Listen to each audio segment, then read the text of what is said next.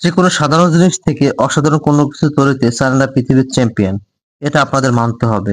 এই ভিডিওটিকে পুরোপুরি দেখলে অবাক হয়ে যাবেন। দেখুন, এই বাঁশগুলো সংগ্রহ করে এনে পিস পিস করে কেটে আগুনের সেক দিয়ে বাঁশের উপরে ছাল তুলে ফেলছে।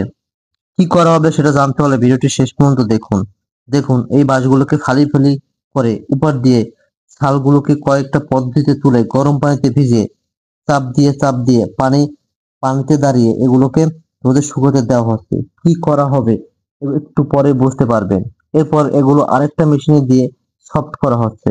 তারপর আরেকটা মেশিনে দিয়ে পাটের দড়ির মতো দড়ি বানানো হচ্ছে। দেখুন, আমি বলে দিচ্ছি, এই দড়ি দিয়ে তৈরি হবে জুতো। দেখুন ওরা কি থেকে কি তৈরি করে। এই দড়িগুলোকে একটা নির্দিষ্ট মাপ করে আরেকটা ফ্রেমে নিয়ে জুতোর নিচের অংশ তৈরি করা হলো। কয়েকটা ধাপে এই জুতো তৈরি করা হবে। তারপর সাইড দিয়ে সেলাই করা হচ্ছে। এরপর মেশিনে দিয়ে প্রচন্ড চাপ দেওয়া হবে।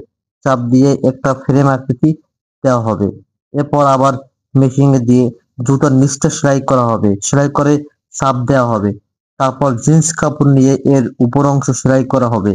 দেখুন, বাঁশের ছাল দিয়ে কি সুন্দর জুতো তৈরি করা হলো।